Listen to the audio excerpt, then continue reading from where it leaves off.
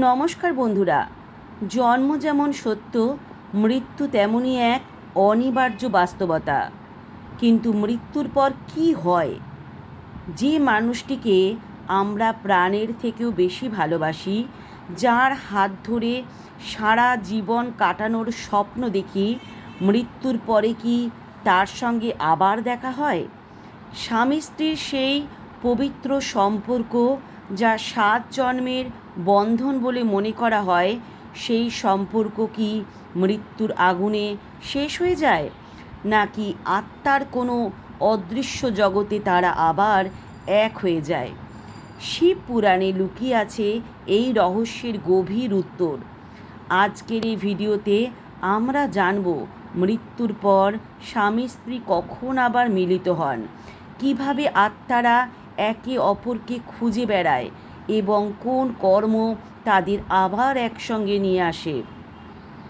ভিডিওটি শেষ পর্যন্ত দেখুন, কারণ শেষের সত্যটি আপনার হৃদয় কাঁপিয়ে দেবে। প্রাচীন শাস্ত্র বলে, ভালোবাসা কখনো মরে না, শরীর নষ্ট হয় কিন্তু আত্মা অমর।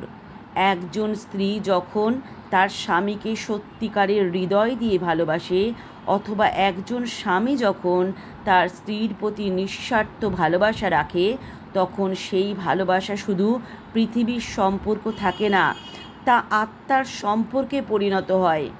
শিব পুরাণে বলা হয়েছে, যে দুই আত্মা সত্যিকারের প্রেমে বাঁধা থাকে, তারা মৃত্যুর পরও একে অপরকে অনুভব করতে পারে।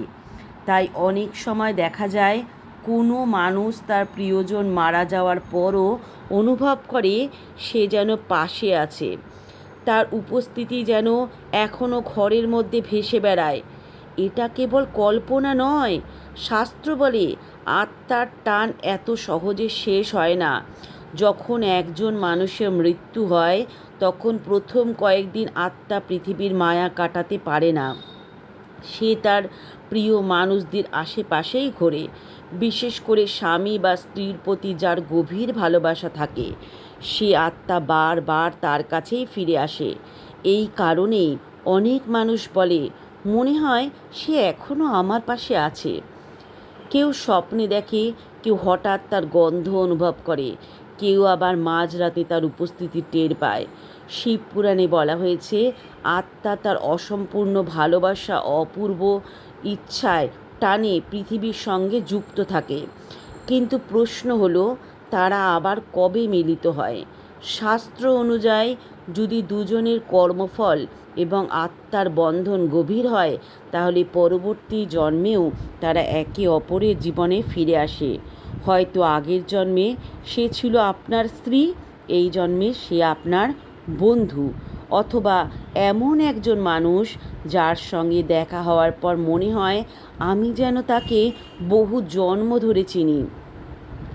কখনো কি এমন হয়েছে, কাউকে প্রথম দেখাতেই মনে হয়েছে এই মানুষটার সঙ্গে অদ্ভুত একটা সম্পর্ক আছে? শিব পুরাণ বলে, এগুলো কাকতালীয় নয়, এগুলো আগের জন্মের আত্মিক বন্ধনের ইঙ্গিত। মহাদেব এবং মা পার্বতীর সম্পর্ককে বলা হয় চিরন্তন প্রেমের প্রতীক। পার্বতী দেবী বহু জন্ম ধরে শিবকে পাওয়ার জন্য তপস্যা করেছিলেন। প্রথম জন্মে তিনি ছিলেন সতী।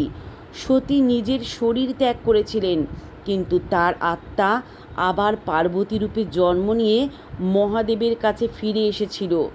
এই ঘটনা আমাদের শেখায়, সত্যিকারের আত্মিক ভালোবাসা কখনো হারিয়ে যায় না। সময় বদলায়, জন্ম বদলায়, কিন্তু আত্মার টান থেকে যায়। শিব পুরাণে আরও বলা হয়েছে, যদি স্বামী স্ত্রী একে অপরকে কষ্ট দিয়ে থাকে, অপমান করে থাকে, অথবা প্রতারণা করে থাকে, তাহলে মৃত্যুর পর তাদের আত্মা শান্তি পায় না, কারণ কর্মের বিচার খুব কঠোর। যে মানুষ ভালোবাসার সম্পর্ককে ভেঙে দেয়, সে পরবর্তী জন্মে সেই কষ্টের ফল ভোগ করে। তাই বলা হয়, দাম্পত্য সম্পর্ক শুধু সামাজিক বন্ধন নয়, এটি এক পবিত্র আত্মিক দায়িত্ব। একটি গল্প শোনা যায়। এক বৃদ্ধ দম্পতি ছিল, তাদের ভালোবাসা ছিল গভীর এবং নিঃস্বার্থ। স্বামী মারা যাওয়ার আগে স্ত্রীর হাত ধরে বলেছিলেন, আমি আবার ফিরে আসব। স্ত্রী প্রতিদিন তার ছবির সামনে প্রদীপ জ্বালাতেন। বছরের পর বছর কেটে গেল। একদিন গভীর রাতে তিনি স্বপ্ন দেখলেন তার স্বামী সাদা আলোয় দাঁড়িয়ে বলছেন, আমাদের বিচ্ছেদ চিরদিনের নয়। কয়েক বছর পরে সেই বৃদ্ধাও পৃথিবী ছেড়ে চলে গেলেন। লোকেরা বলে মৃত্যুর সময় তার মুখে এক অদ্ভুত শান্তি ছিল, যেন বহুদিন পরে তিনি তার প্রিয় মানুষটির সঙ্গে আবার মিলিত হতে চলেছেন। বন্ধুরা, এই পৃথিবীতে সবচেয়ে কষ্টের বিষয় হলো বিচ্ছেদ, কিন্তু শাস্ত্র আমাদের আশা দেয়, যদি সম্পর্ক সত্যিকারের হয়, যদি ভালোবাসা নিঃস্বার্থ হয়, তাহলে আত্মারা আবার মিলিত হয়।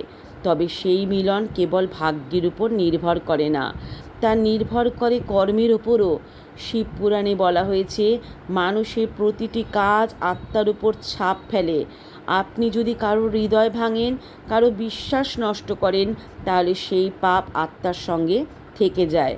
আবার আপনি যদি সত্যিকারের ভালোবাসা দেন, ত্যাগ করেন, ক্ষমা করেন, তাহলে সেই পুণ্য আত্মাকে উজ্জ্বল করে তোলে এবং সেই উজ্জ্বল আত্মা সহজেই তার প্রিয় আত্মার কাছে পৌঁছে যায়।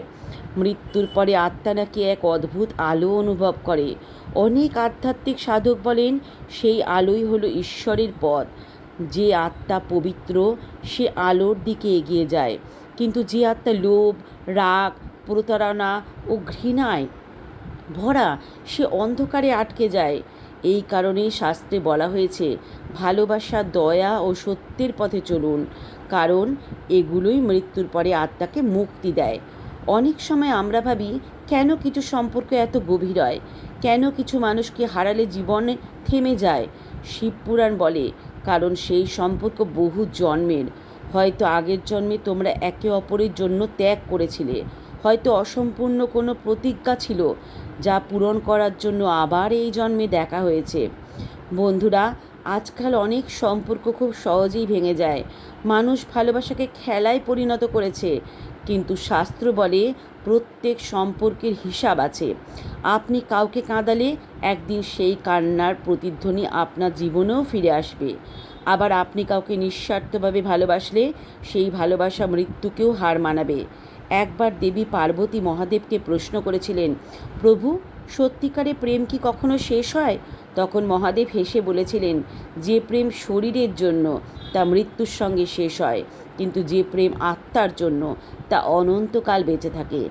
এই কথার মধ্যে লুকিয়ে আছে সবচেয়ে বড় সত্য। আমরা সবাই একদিনে পৃথিবী ছেড়ে চলে যাব। ধন, সম্পদ, অহংকার সব কিছু এখানেই রয়ে যাবে। শুধু সঙ্গে যাবে আমাদের কর্ম এবং ভালোবাসা। তাই জীবনে এমন কিছু করুন যাতে মৃত্যুর পরেও আপনার আত্মা শান্তি পায়। শিবপুরাণে আরও বলা হয়েছে, যে স্বামী স্ত্রী একসঙ্গে ঈশ্বরের নাম জপ করে, পুণ্য কাজ করে, অন্যের উপকার করে, তাদের আত্মিক বন্ধন আরও শক্তিশালী হয়।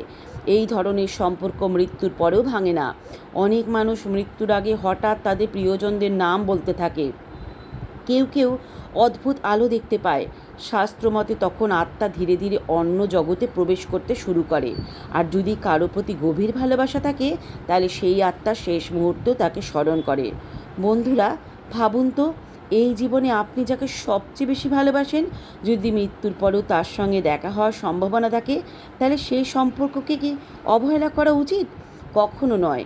ভালোবাসা মানুষকে সম্মান করুন, তার অনুভূতির মূল্য দিন, কারণ হয়তো এই সম্পর্ক শুধু এই জন্মের নয়।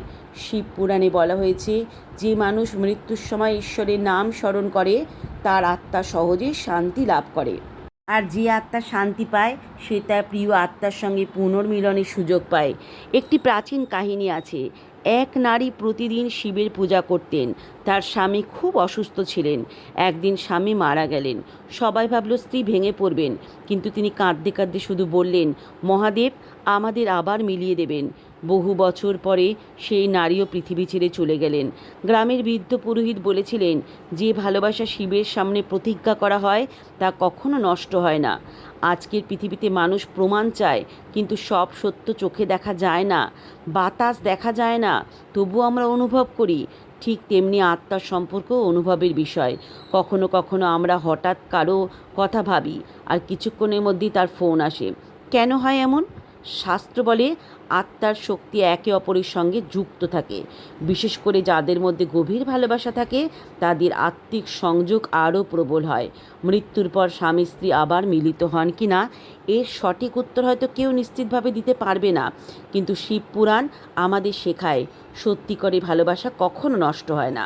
আত্মা আবার ফিরে আসে, ভাগ্য আবার পথ মেলায় এবং অসম্পূর্ণ প্রেম আবার নতুন জন্মে গল্প লিখতে শুরু করে। তাই আজ থেকে সিদ্ধান্ত নিন, ঘৃণা নয় ভালোবাসা ছড়াবেন, প্রতারণা নয় বিশ্বাস রাখবেন, অহংকার নয় সম্মান দেবেন। কারণ এই পৃথিবীতে সব কিছু একদিন শেষ হয়ে যাবে, কিন্তু আত্মার ভালোবাসা থেকে যাবে চিরকাল।